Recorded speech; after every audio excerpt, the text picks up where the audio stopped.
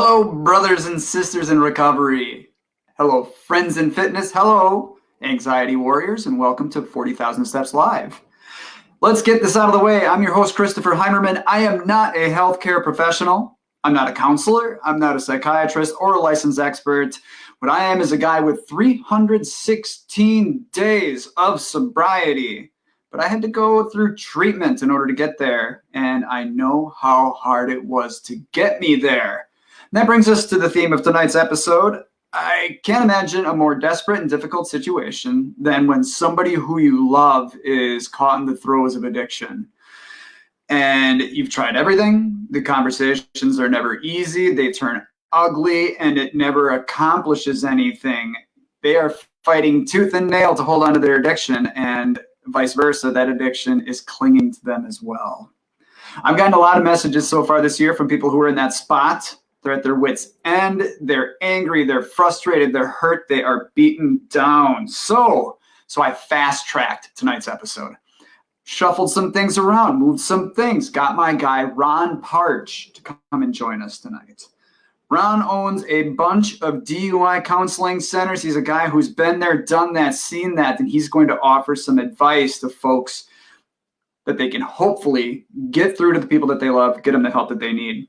So that's what's on tap for tonight. Lots of fun, lots of good advice. Trust me, we're going to have a good time. It is a great night for a run. This is 40,000 Steps Live.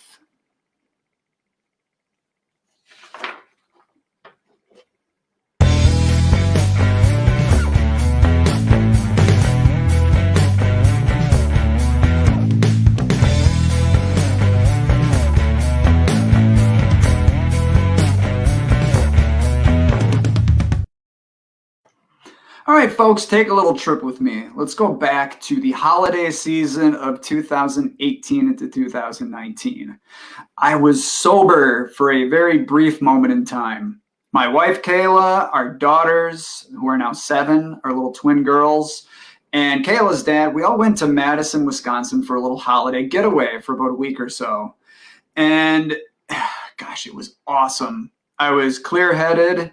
We'd go out to dinner, and I wouldn't even flinch when they'd order a couple of beers or something. They being, Kayla and her dad, not our daughters, of course.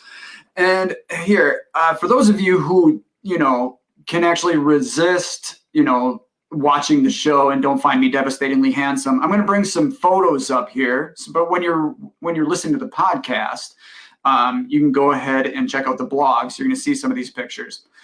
These are some photos from when we were up in Madison, and I was good for a moment in time. I was working out twice a day. I woke up rested in the morning in the very best mood of my life. I was sharp as a tack. I remember hitting the workout room a couple of times a day and just like destroying on the treadmill. Here's Kayla and me. This is before we went up to Madison. This was Christmas with her family. And then these next couple of pictures are from when we were at the hotel in Madison. I mean, come on. What a lucky guy he was. Look at these kids. You know how beautiful they are. That was them swimming in the pool, which was obviously their favorite part of the trip. And we went ice skating. We did lots of cool stuff. This is me and the girls in front of the Christmas tree at the Capitol. And there's Kayla's dad, and that's Anna, who he's ice skating with. So we had an awesome time. It was like the best week of my life up until that point. It was so good to be free of the clutches of addiction for a little bit. I mean, let's be honest, I wasn't out of the clutches. I was just enjoying a reprieve. The Saturday night before we left, we went to the hotel bar and I ordered a Virgin Mary, and the bartender accidentally poured vodka into it. And it was funny. I took a drink of it, and it was, it hit me, and it kind of sent me for a little spin for a minute, but I shook it off. I was still in such a good place. Dumped it out, we moved on. So we leave and we come back home, and that following Monday, we returned back to normalcy. I went to work and got back to everyday life. And of course, what I mean by everyday life was I went back to drinking every single day. As a matter of fact, that Monday after we got back, I was driving to the grocery store to pick up some beer, and it was icy. And I went to turn toward the grocery store, slid through the intersection, and smashed into the driver's side door of another vehicle. Just crushed it. To this day, I cannot believe that the driver wasn't hurt. Thank goodness. And so I stuck around, talked to the police officer, checked on the guy. It turned out he was fine. But it shook me. And I mean, that should have sent a message, right? Hey, dude, I know you were going to buy alcohol and you hit another car. So let's rethink your life choices, right? I went and I bought the beer anyway. Seriously. I mean, addiction does such crazy things to you and you just cling to it. I mean, I was shook up, so maybe it was that I wanted to numb, the fact that I was shook up or I felt like an idiot. No matter what happened, I was going to buy the beer. And I wish I didn't need to go to treatment to fix where I was, but I had to. I spent the next couple of months drinking every single day, maybe an exception here or there. Crazy, right? So anyway, finally, I get into treatment. And, I had always said that I wanted to get sober. I was stuck in a job that I hated. And if I could have gone to treatment, I would have, right? That's not entirely true, folks. That's not the whole story. Because when I tried to think about what it would be like to not have a drink, to me, that felt like a death sentence. And here's the funny thing is it kind of was, because once I gave up alcohol, it was like that old life was dead. And I had this new lease on a new life. But in that moment, man, oh my God, I couldn't possibly think about never having another beer. And I convinced myself that it was the taste. And yeah, I was a craft beer guy. I still miss the taste, but I wasn't hanging on for the taste. I was hanging on for the escape and that opportunity to numb my emotions rather than actually feel them. So, I mean, I tried a bunch of methods. I did a book called The 30-Day Sobriety Solution, which helped a bit, but it didn't stick. And I kept screwing up, and finally I went to treatment. And that's what it took for me. Now, I said it in the intro. I've been talking to some folks this year who are in a very, very rough place. Every time that they try to get their loved one to accept a little bit of help, the conversation goes straight south. There are physical lashings out. There are awful things said. It's explosive. And here the person is trying to get them help because they're worried about them.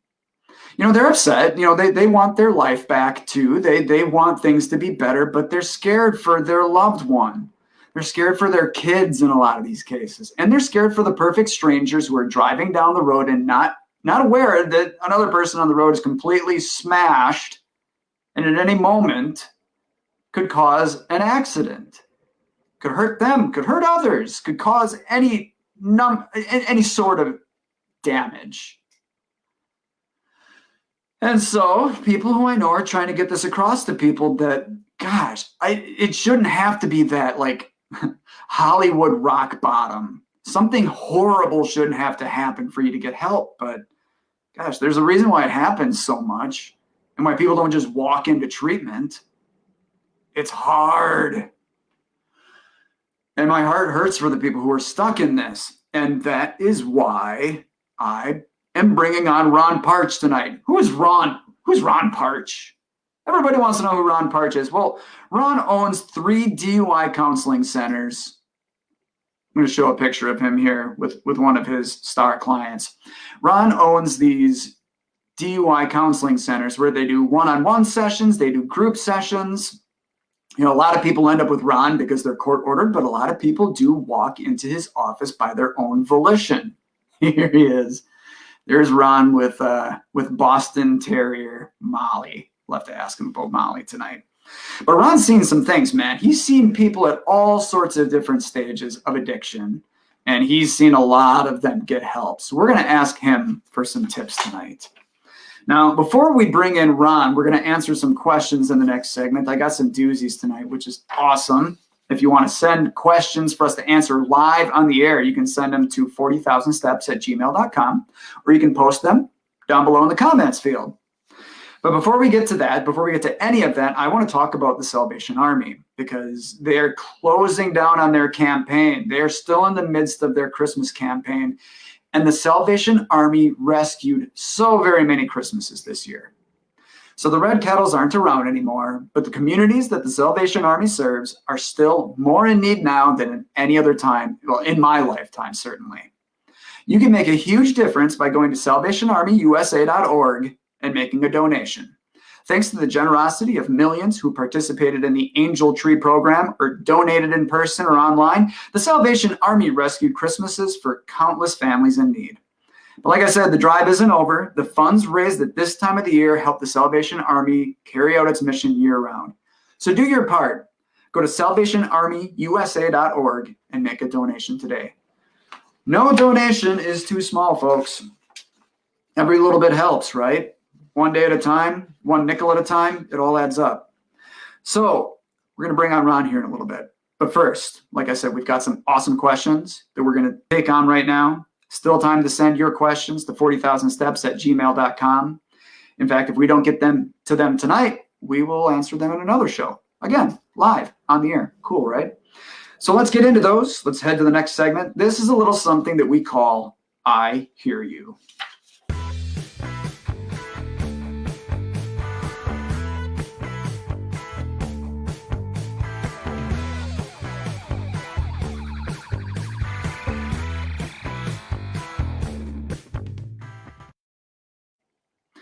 Folks, the rules of the game are simple. When you send a question, a comment, or maybe you're celebrating a sober anniversary, anytime you send us something, you get 40,000 points in this game. Everybody who sends something in gets 40,000 points, and everybody wins, because whenever we talk about addiction, mental illness, recovery, anytime that we bring this stuff into the light, everybody wins. We all get a little bit better. Taking the sledgehammer to that stigma stuff, man, bringing this stuff into the light so that we can actually get better and help people live their best lives. So all of these people I'm about to refer to are absolute champions. They win. This one actually came right out of our last show. This is from Megan. Thank you so much for writing, Megan. I love this one, and it speaks to tonight's show. She asks, if someone said you needed treatment in the depths of your addiction, would you have listened? And I can tell you that it depended on the day. I heard Kayla, my wife, when she would bring up that we needed to find a way to get me help. But, you know, I'm a very self-aware person. It's just how it is. It's a case-by-case basis. So I was willing to listen to the conversation, but I wasn't willing to make a substantial change. You know, I did think that I was stuck in my job. I did think that certain things in my life were always going to be bad, and I was stuck. So I didn't feel like I could, like, you know, be out of society for a little while to go to treatment. I didn't think that was an option, which is funny because millions do it. And guess what? Now they're living their best lives. So if I thought about it that way before, I might have been more apt to do it. I did push back sometimes because A, I wanted to hold on to my addiction, and B, there's the whole pride thing, right? And, you know, that's why I did try some other things. And I had some minimal success with those things, but not enough success. None of it ever stuck. So yeah, I did listen. But even though I listened, it wasn't enough. And that's where we're going to bring in Ron and find out how we can kind of get people over that hump. Thank you so much for writing, Megan. You rock.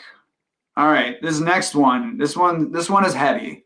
This is from a friend of mine in Wisconsin, and this came in during the last show. She wants to remain anonymous, and we will always honor that. Whenever you send this stuff in, folks, if you don't want your name attached to it, please let us know. Hopefully, that'll encourage you to ask questions and stuff too, knowing that your anonymity is safe with us. So this friend says, in our area, there is nowhere to go into treatment unless you have a 0 alcohol level when you start. We tried for 3 months to help a family member get therapy for severe depression and anxiety. Because he was also drinking, he couldn't get an appointment. Speaking of case-by-case basis, there are a lot of places in this country that are mental health deserts. and treatment deserts, intervention deserts.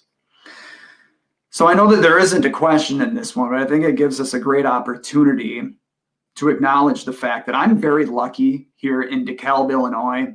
We've got a great health department. My psychiatrist lives here. My counselor lives here. She's actually one and the same now, even more lucky that way. And, we have people here in town who do make, human services, social services a priority.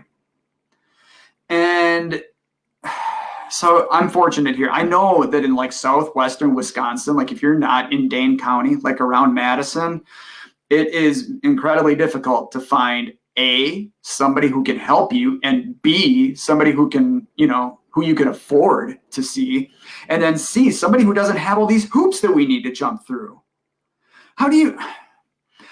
How does a treatment center deny somebody to intake unless they have a 0 alcohol level? I don't get that. I flat out do not get that. When I went to treatment, there were guys who walked in there who had been drunk for days on end. And, there were guys who came in there who had no idea where they were. So one thing I urge you to do, whether you are in addiction, in the throes of it, or someone who you love, is, when you go looking for resources, talk to your doctor, talk to your GP, and they're probably going to have some recommendations for you. Talk to your insurance as well, because A, they have the list of places that you could go, and B, it's the list of places that are covered. Because like when you talk to your GP, don't hop on the phone and make an appointment with a behavioral center without making sure that it's covered, because this stuff is expensive. Sorry for the sticker shock, but treatment, counseling, a lot of the stuff can be very expensive. So make sure you check with your doctor and your insurance before you go into any sort of interventions. Folks, without further ado, I can only offer so many answers. I'm just a guy. I love doing this with you. I hope that like me being so forthcoming helps you, but I don't have all the answers. We've got a guy here tonight who does have a lot more answers. It's Ron Partch. I'm going to tell you a little bit more about him and what he does on the other side of this break. So let's head over to the guest room, shall we?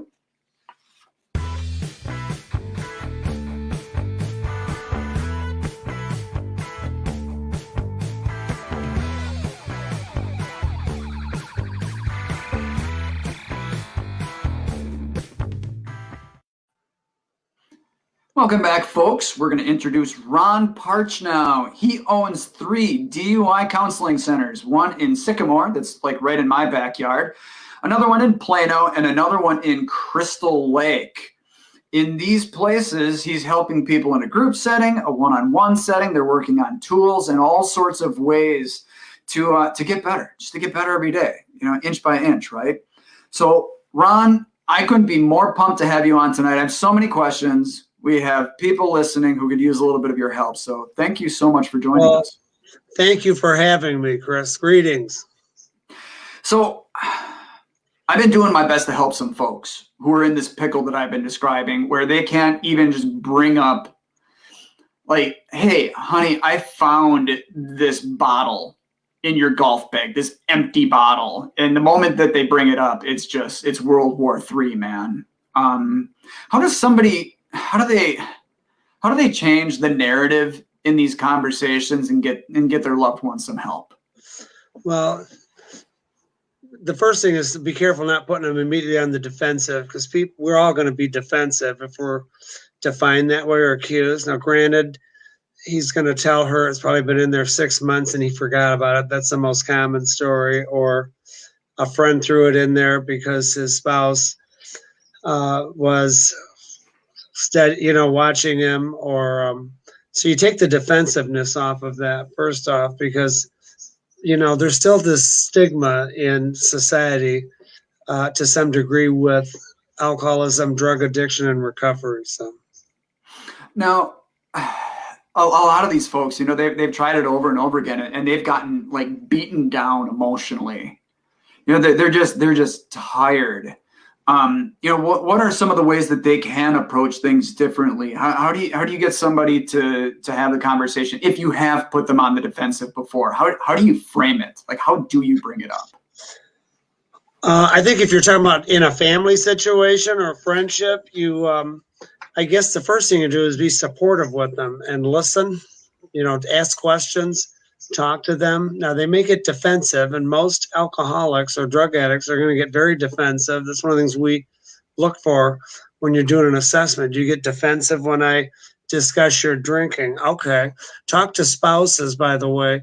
They're usually aware of the problem 3 to 5 years before the addict themselves are. That's just a fact because they live with them and see it. And the addict has been busy coping and adjusting and learning to live with that without giving anything away, or so they think.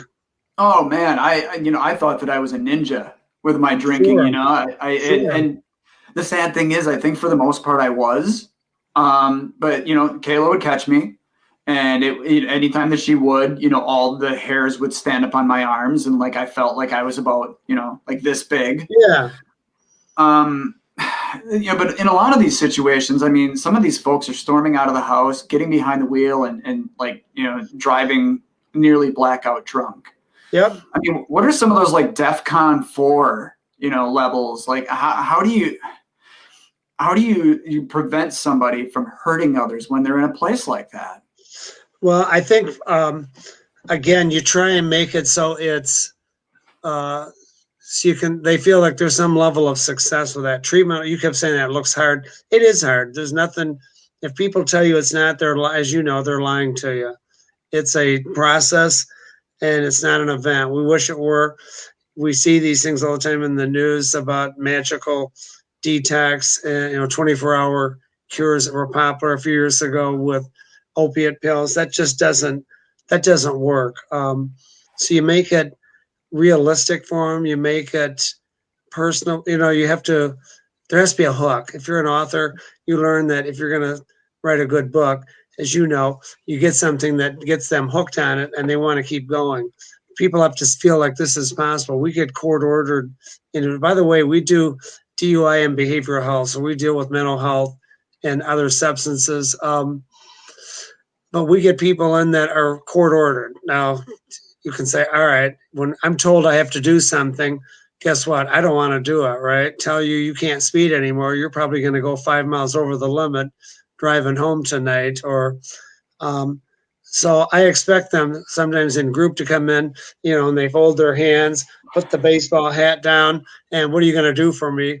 Because I've paid you money. There's that implied, or we're paying you money. Somebody's paying you money for this.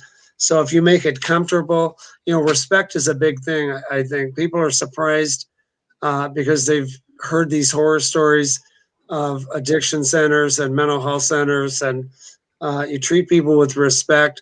You make it less stressful for them, so they're going to get something out of it and not be looking surreptitiously at the clock every 3 minutes. Mm-hmm. And make them feel, okay, I can relate, and I can start sharing. I always tell people too, if they're looking for a therapist, give it 3 sessions. You're going to know if that's a fit or if it's not. And if it's not, go somewhere else. Ask questions. People are afraid to ask questions. Ask the therapist questions about their background, what their approach is, and you'll get a good feel for.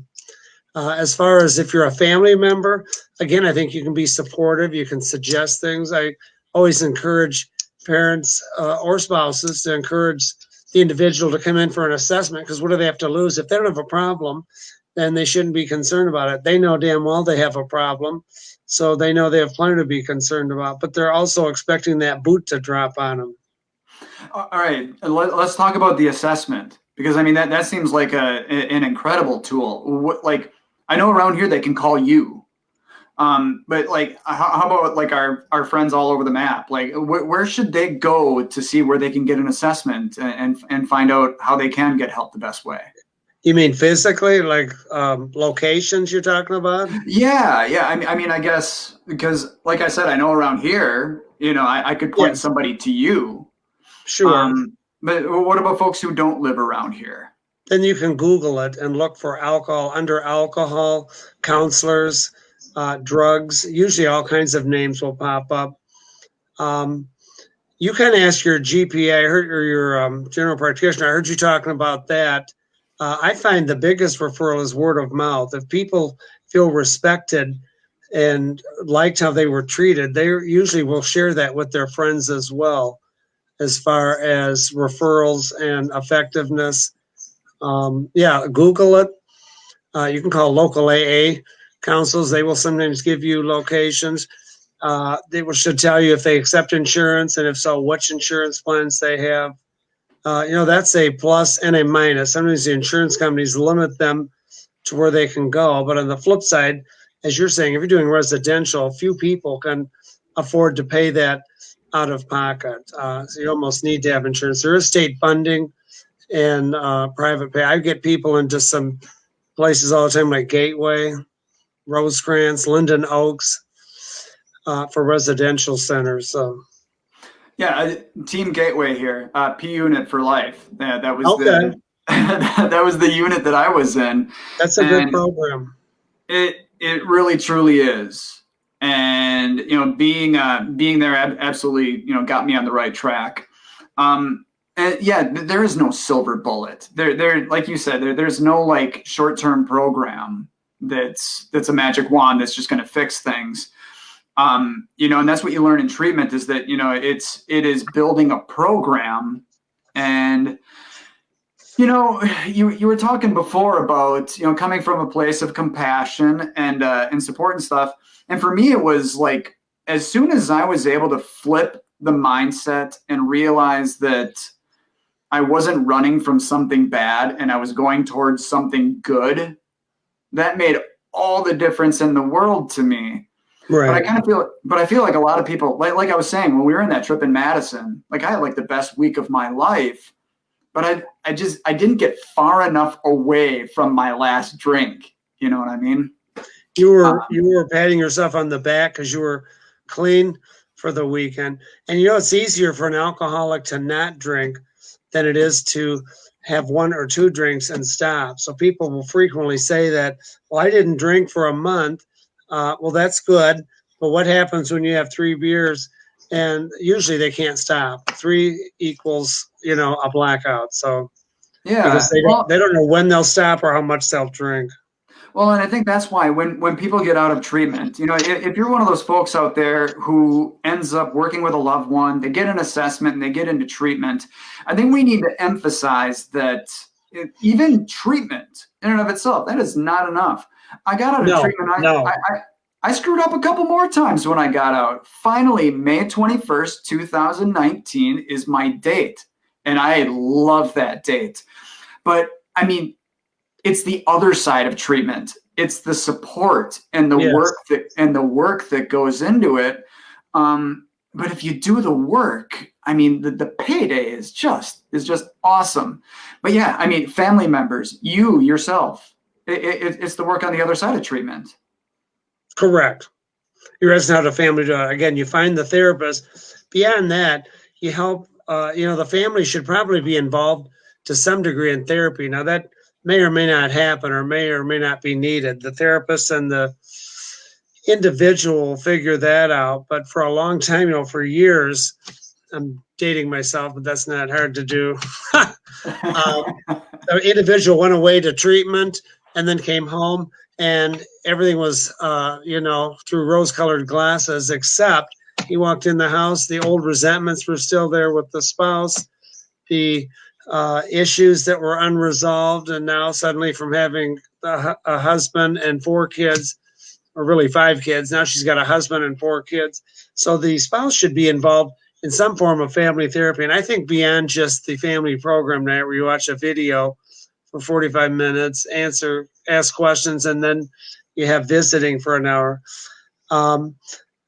The family can help if they can get them into treatment, help offer rides to and from treatment. A lot of people don't have, it's mind blowing. I know they don't have licenses, so help them get to treatment, get into the visiting time, ask to be involved. We always ask if family want to be involved with the individuals counseling, whether it's in individuals, groups, family session. They should get rid of substances in the home. A lot of times people don't think about that, but it will help with the temptation level if they're not going out to the refrigerator to get a can of ginger ale and there's a 12-pack of Coors Light in there. Well, I Maybe, mean, you said it. It'll if you're wired like me, you're not going to go and, sneak downstairs and have a beer and feel satisfied. I mean, it can be over that fast. yeah, yep, yeah, and then have some kind of a family plan, even if it's as simple as starting the day with breakfast or ending the day with dinner, however that works in that family, to have some kind of consistency start to develop and a routine. And as well, helping them, like you said, beyond treatment. Yeah, are they in a recovery program? Are they in a non-traditional recovery program? Are they involved with church, or is it family and friends that keep that individual sober? Something has to be there to help support them. You've taken away a huge hole that they were filling with booze. And so what's going to fill that? An AA meeting may fill a small teeny piece of that, but that's not going to do it in and of itself. What do they like to do? And there's going to be a period of time before they really get involved with that. There's that anhedonia, they call it, when they've stopped drinking and life seems no fun. That's true with a lot of things when we get out of it, smoking or whatever. It's like, oh, life's going to be no fun anymore. I don't have, so it takes the brain a while to refill those synapses, and all the receptors we were using drugs and alcohol to fill with. So. Oh yeah, and I mean, then there's also the aspect of if you're not numbing your emotions, you feel all of them. They all burn so bright. Absolutely. So I love the fact that you're talking about what do they like to do. It's not going to be a matter of you're going to go to church on Sunday, you're going to go to a meeting every day of the week, you're going to do these things, and we're going to straighten you out. It's a matter of, okay, let's figure out things that you love that we can make more of your regular routine. I love that. Absolutely. I mean, why would we force it's like forcing the square block into the cylindrical space. If it doesn't fill a need, they're not going to do it. It's like going to a 12-step. For a third of the people, it's a fit and it works well and they run with it. Some people don't go to that, so then you find other alternative programs for them. And the same thing with us. It's got to fit to make life interesting and have meaning to them. Yeah, I mean, AA works for millions and millions of people. Yes, it's the most successful program to date. And for good reason. I personally preferred SMART. I liked the fact that it was more forum based. So there was immediate tools and sort of discussions on things. Yes. But I mean, they both have their own merits. It's a matter of what fits for you. How do you thrive best? What gives you the best results? You ever talk in this show, I'm sorry to interrupt, about different recovery groups? And we could go on a different show on about that. Women for Sobriety. We can do that another time. Absolutely. Yeah, secular organization for sobriety. My favorite is Refuge Recovery, the Buddhist-based program. But I'm sorry, I diverted here. So. No, you had me at Buddhist. I'm very big into mindfulness and meditation. So my ears perked up when you said that.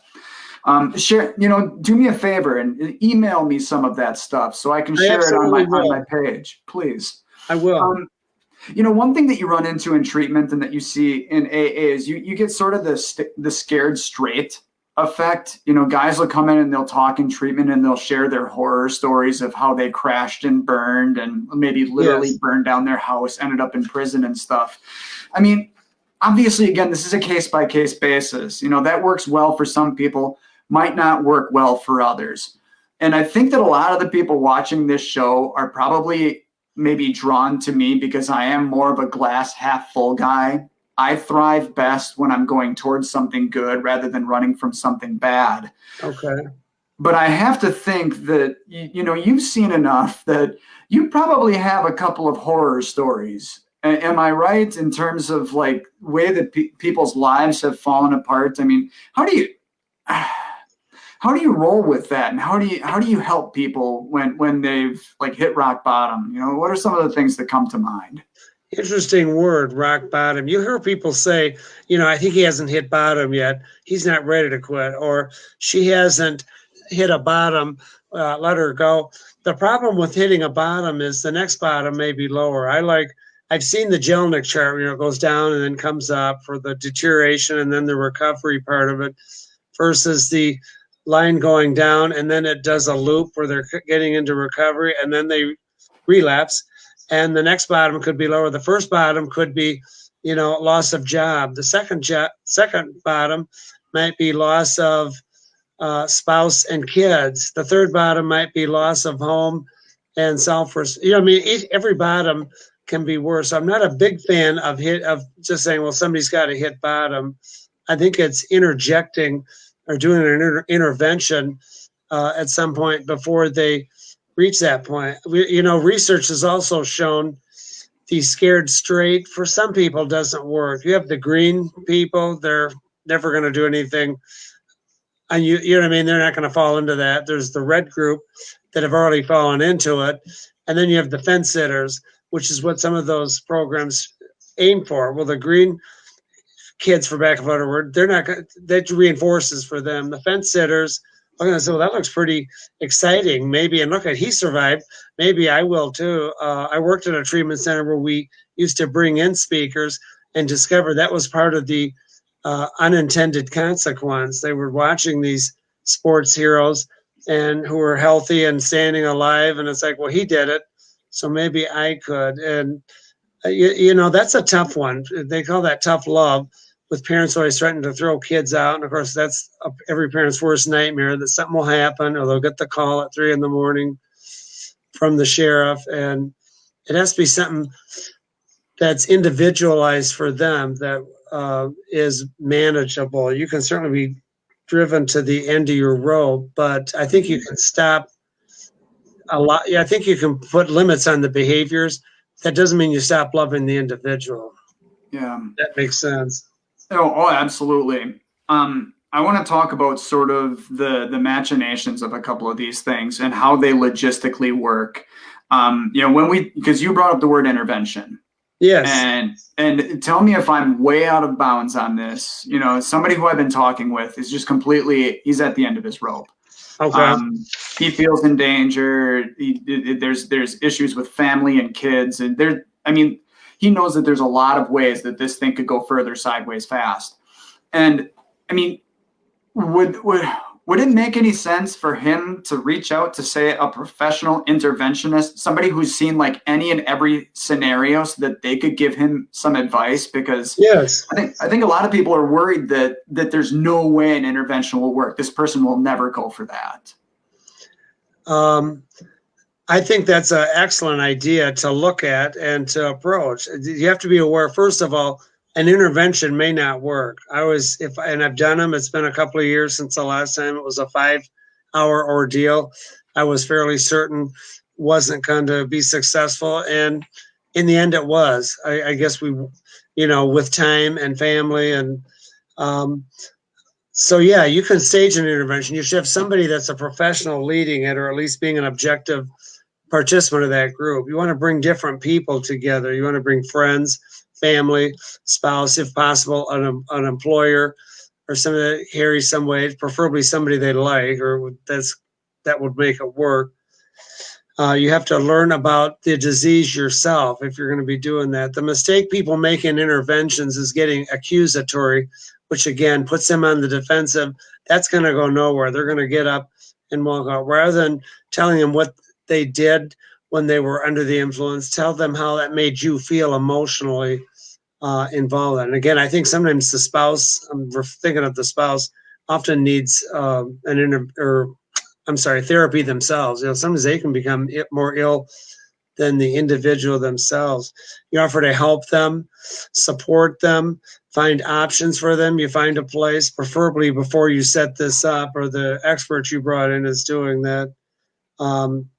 Plan for them. If the employer's involved, time off from work, that it's going to be covered. I don't know if I'm answering all that question for Oh, you or not. no, absolutely. Now let's get into that. You said it. The interventions are also not fail proof. You know, in some cases they're not going to work. I mean, help me through this because I think that I know the answer to this. Unless there is a court order of some sort, like in the state of Illinois, people cannot be committed into treatment involuntarily. Am I right? That's right. That's Okay. right. Um, how, in what sort of scenarios would it reach that point? Is that one of those cases where we do need the Hollywood crash and burn, where somebody gets arrested and then there's a court order for somebody to go into treatment? Is that what we're down to at that point? Some people have done that. I had a guy in treatment tell me one time, he said, my wife, we got into a fight. He said I would provoke that, so I had a reason to leave the house and finish drinking at the bar. She picked up the phone, called the police. He got arrested for DUI. Now, most people would look at it and say, whoa, are they together? And he looked at me and he said, I thank her for that because she, in her own way, she did an intervention with me. And if she hadn't done that, I wouldn't have gotten the help because he came in to inpatient, and then he came into our program. We followed up with outpatient for him. Not that all DUI people are alcoholic. I want to add a caveat to that, but in his case, he clearly was. He finally accepted there was a problem. Part of the process of the disease is admitting it. That's the first step. Accepting it, because that's different from admitting it. We can admit lots of things, then it goes no further, as you were talking about. Accepting it and then addressing it, usually through treatment. It could be a number of things, and then you've resolved it. Now, is it cured? No, as you know, addiction's never cured, but you can put it in remission. Mm-hmm. So this woman, she kind of found a loophole. she found a way to she found a way to force the issue. She did. Now, that was a nice way to explain it. You know what I mean? Yeah, I mean, I know I was there with somebody who I cared about at one point, where me and some other people, we were thinking, okay, how can we get this person arrested so that we can force the issue? Yeah. I mean, that's what we were down to. And honestly, to this day, I don't know how he is. And it looms over me because I don't know what sort of a place that person's in. So sure. I don't know. It's interesting. I know that we're going to be running out of time soon. You mentioned that not only is this a DUI counseling center that you run, but it's the behavioral health as well. When I was in treatment, I was so pumped to hear somebody say to me out loud that I had a dual diagnosis. Okay. Because I always knew that I had depression and anxiety, and I was coming to terms with the fact that I was an alcoholic. But something about hearing somebody else say it out loud, that, and even reading it in the big book too, that to a certain extent, my alcoholism, me drinking every day, to a certain was a symptom of my mental illness. So how do we? What's the best way? I was talking with Manda, but before you hopped on with us, yes. What are some of the best ways that we can address this mental illness stuff? Because so often if it's not the root of the problem, it's certainly walking hand in hand along with the alcoholism. And that's a good way you put it. It can be a symptom. It can be primary or secondary. 50 or 60% of addicts, I don't have the number in front of me, experience a co-occurring disorder. And of course, that's always on a continuum from low to medium to high. But there's usually anxiety and depression anxiety is the number one mental health issue you see with it. Lots of kids discover marijuana calms their anxiety, and so they start using. Lots of people learn alcohol is a good coping mechanism with stress and anxiety, and they start drinking. Which then alcohol, then they've added the dual problem. Now it's the anxiety and you have the alcohol problem, because that's a short-term fix that never works for them and develops its own problem. So you treat them concurrently. You address both of them. You look at, and certainly there's referrals involved with some of that, getting them to a psychiatrist for a full diagnosis on that. And for some, it's medication. Some people don't want to take medications. Again, to me, it's quality of life. Can you live and learn behavioral techniques, great. If you can't, some people are going to need some intervention either for a short term or a long term with the medication. But I'm not big on prescribing. I think we've overprescribed in this society as the pain epidemic has shown us with opiates and stuff. And sometimes people get thrown into a garbage can just, with the personality disorders, or it's just use that and throw them a pill. But and I always recommend second opinions if they're really not sure about that on the anxiety or depressive disorders, but it's nothing to be ashamed of.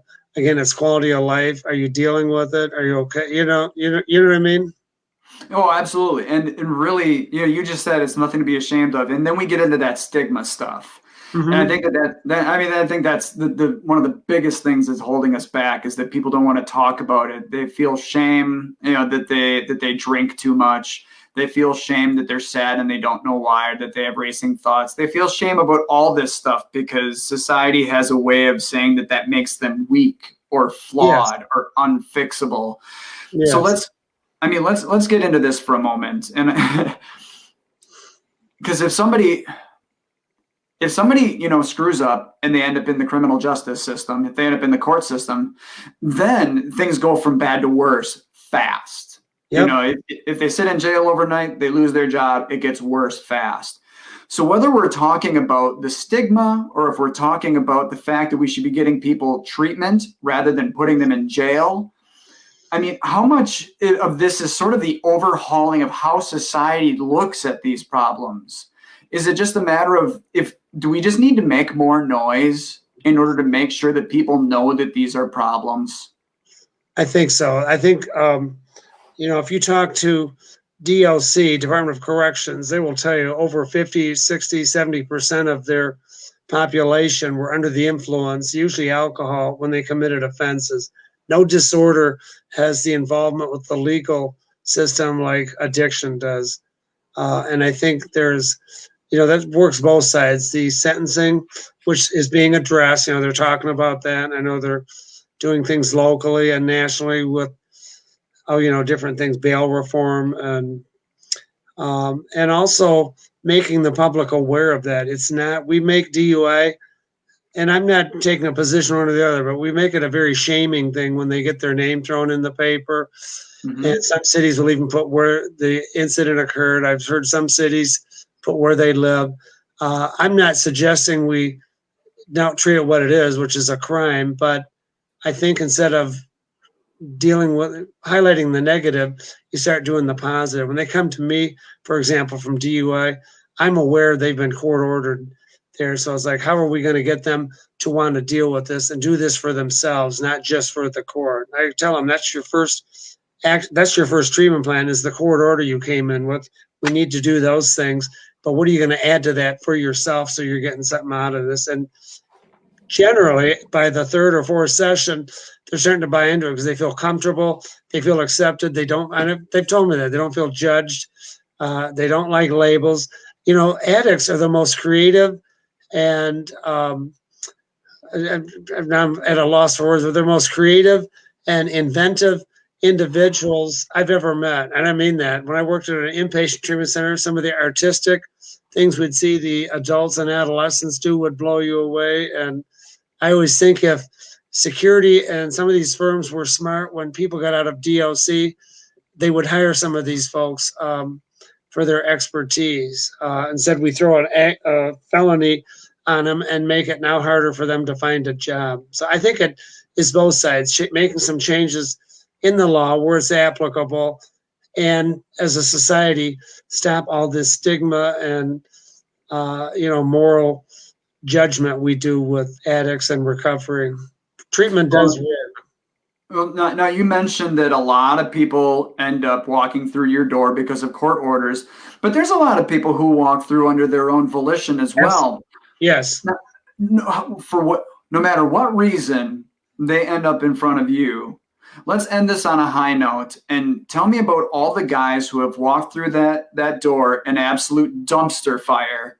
And now today they're living their best life. What's it like for you to see people make the incremental change and to just see that transformation and see somebody come back alive again. That's a really nice feeling, and you need that every few weeks to see somebody come back and thank you or say something you didn't think meant anything at the time as you worked with them that said, that really stuck. I've never forgotten that, or you saw me in a different way. You know what I'm saying? They felt like human beings and of value and worth, and they realized there was a life possible, and they could have fun and enjoy life without and quality, because there's so much to people. You know, there's families, and for some children and spouses and co-workers, and it's a good feeling.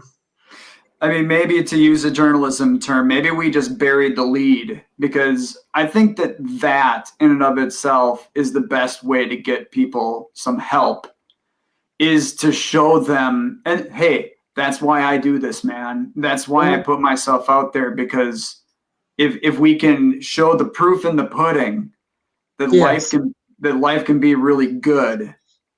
Yes, if they learn nothing else, is that they're no better and no worse than I am, and vice versa. That everyone is one and the same.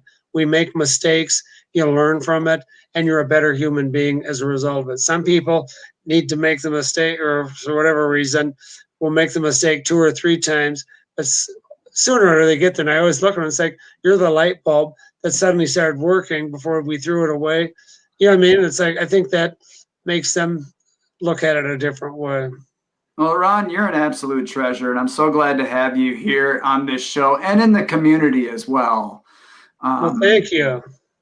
You're very welcome. Well, we're going to have you on again. You mentioned it, that there's a lot of other programs apart from AA and even SMART, things we haven't even talked about yet. Yes. So send me that stuff. I will do my homework. I'll do my homework on it, so I'll have some intelligent questions for you when we have you on in a couple of months. All right? All right. Thank you. All right. Thanks, Ron. Woo, that was awesome. I think you might need to save this video and keep all of this handy, because my goodness, that was a lot of amazing information packed into a half-an-hour interview. And I knew it would be. This is why we fast-tracked Ron, because Ron is awesome, and because a lot of people need that information right now. It's so much good advice. But I definitely love the fact that we ended up at the end where I always try to begin, and that's a place of seeking the positive rather than letting ourselves live in the negative. Who likes to feel bad? I mean, I know that there's a certain amount of thumbing of the bruise that makes people happy. Even, like, I love sad bastard music. I love things that make me sad. Sad movies, sad music. But ultimately, we as humans want to be happy. So let's focus on working toward things that make us feel good and make us happy, rather than constantly trying to run away from something that's like lurking around the corner, whether it be addiction to alcohol, whether it be drugs, whether it be any sort of ways that we limit ourselves, right? I see the adulation pouring in for Ron. My goodness. I didn't throw him a softball either. We threw some hard ones at him, and he was knocking the ball all over the yard. I think Ron hit for the cycle tonight. I think that's also enough baseball analogies. Guys, it's been great to have you here. Next week, we are going to have on a very good friend of mine, Pastor Wesley Dixon. He is a Methodist pastor who actually got me over the hump to do this stuff. I was getting cold feet. I wasn't going to write the book. I wasn't going to do this show because I was scared. And Wes, man, he got me here, and he's going to be with us next week. So, folks, as always, it's a scary world out there, right? Even though things might be falling apart outside of here, in here, we are always coming together. Love you, folks. Talk to you soon.